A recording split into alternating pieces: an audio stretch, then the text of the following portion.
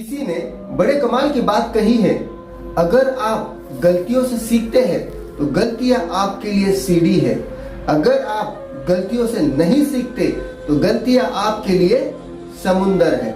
तो डिसाइड आपको करना है कि डूबना है या चढ़ना है।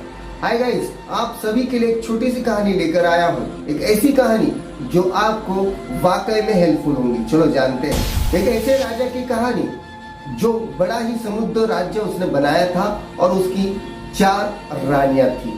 तो वो राजा उम्र के साथ में कमजोर हो जाता है, उसका अंतिम समय आ जाता है।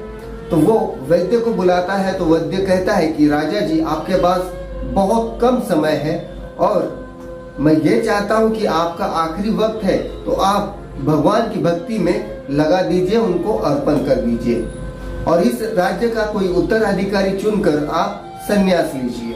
तो राजा डिसाइड कर लेता है कि मुझे अब संन्यास लेना चाहिए। तो दूसरे दिन वो राजा अपने राज्य का उत्तराधिकारी अपने बड़े वाले बेटे को बना देता है और संन्यास लेने की तैयारी करता है और ये सोचता है कि मेरी जो 4 रानियां हैं उसमें से कोई ना कोई मेरे साथ में संन्यास लेने के लिए आ जाएंगी। तो ये सोचकर राजा चौथे वाली रानी के कक्ष में चला जाता है और रानी से कहता है, रानी, मैं संन्यास लेने वाला हूँ और मैं ये चाहता हूँ कि मेरा जो आखिरी समय है वो आपके साथ गुजारूं। तो तभी चौथी वाली रानी कहती है कि राजा जी, मैं आपके साथ नहीं आ सकती, आपको जाना है, आप जाइए, मैं नहीं आऊंगी, मैं यहीं पर रहूंगी। राजा को यह सुनकर बड़ा दुख होता है और मायूस होकर उस कक्ष से बाहर आ जाता है। तो तभी सोचता है कि चलो अब तीसरी वाली रानी के पास जाता हूँ, शायद वो मेरे साथ में आ जाए। तो यह सोचकर तीसरी वाली रानी के पास जाता है और रानी से ये कहता है कि रानी, मैं संन्यास ले रहा हूँ और मैं ये चाहता हूँ कि मेरा जो आखिरी समय है मैं आपके साथ में बिताऊं, क्योंकि मैं आपसे बहुत मोहब्बत करता हूँ। तो तीसरी रानी कहती है, राजा जी, अगर आपको जंगल जाना है आप जाइए, लेकिन आप अगर जंगल चले जाएंगे तो मैं दूसरी शादी कर लूंगी और मैं अपने सुकून से रहूंगी। आपको जाना है आप जा सकते हो, पर मैं नहीं आऊंगी। तो ये सुनकर राजा इतना मायूस हो जाता है और सोचता है कि मैंने इसके लिए क्या क्या नहीं किया, मैंने इससे इतनी मोहब्बत की और इसने ये जवाब दिया। तो राजा और दुखी हो जाता है और उस कक्ष से बाहर निकलकर आंखों से आंसू लेकर बाहर आ जाता है और ये सोचता है कि चलो अब दूसरी वाली रानी के पास जाता हूँ, उससे भी मैं मोहब्बत करता हूँ, उससे भी मैंने बेइंतहा मोहब्बत की है।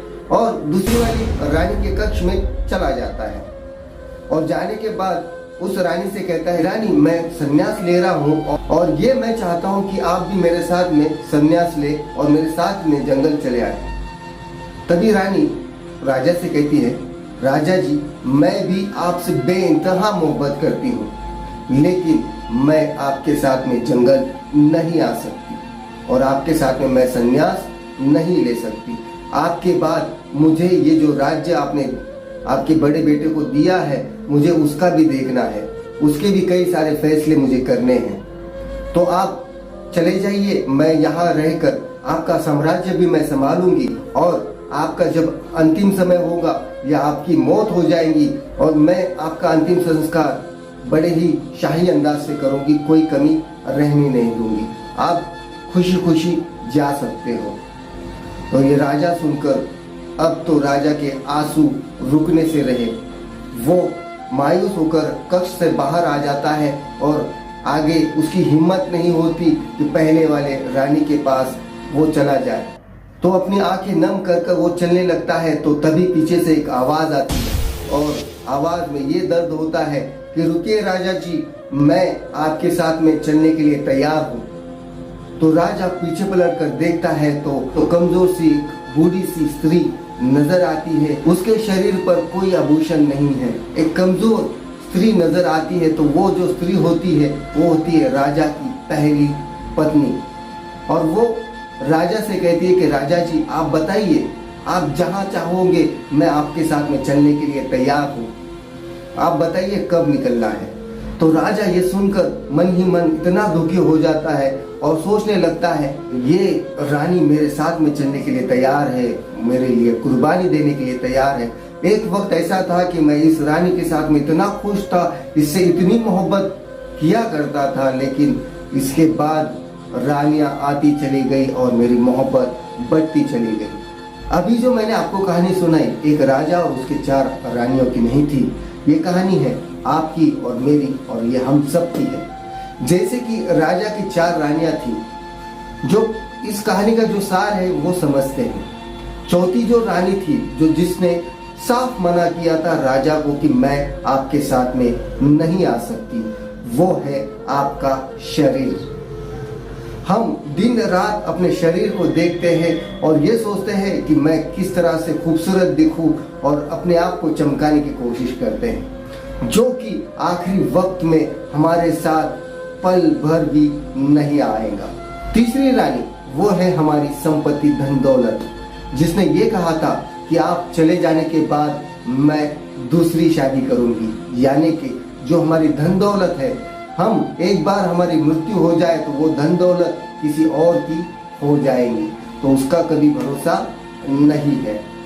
और अब आते हैं दूसरी रानी की तरफ। तो दूसरी रानी ये कहती है कि आपकी मृत्यु होने के बाद मैं आपका अंतिम संस्कार बड़ी ही शाही अंदाज से करूंगी और कोई कमी आने नहीं दूंगी। वो है हमारा परिवार, हमारे रिश्तेदार, हमारे दोस्त, जो चाहकर भी हमारे साथ नहीं आ सकते, लेकिन हमारा जो अंतिम संस्कार है बड़े ही शाही अंदाज से और बिना कोई गलती किए बिल्कुल सही ढंग से हमारा अंतिम संस्कार करेंगे। ये हो गई दूसरी रानी की कहानी। अब आते हैं पहली रानी, जिसका हमें ख्याल रखना चाहिए लेकिन हम नहीं रखते। वो है हमारी खुद की सोल, हमारी अंतर आत्मा, जो हमारे मरने के बाद कोई नहीं आएगा, लेकिन उसके साथ में हम परमात्मा से मिलेंगे। हमारी अंतर आत्मा ही हमारे साथ में इस दुनिया से साथ चली जाएगी। तो सबसे ज्यादा ध्यान किसका रखना है? हमारे पहली पत्नी का, यानी हमारी अंतर आत्मा का। आई होप ये जो कहानी मैंने आपको सुनाई बड़ी ही छोटी थी, लेकिन बड़ी ही आध्यात्मिक और नॉलेज देने वाली थी। तो ऐसे ही कहानियां मैं आप सभी के लिए लाता रहूंगा, तो बने रहिए मेरे साथ में। लाइक, शेयर, कमेंट्स करते रहिए और सब्सक्राइब करना मत भूलिए।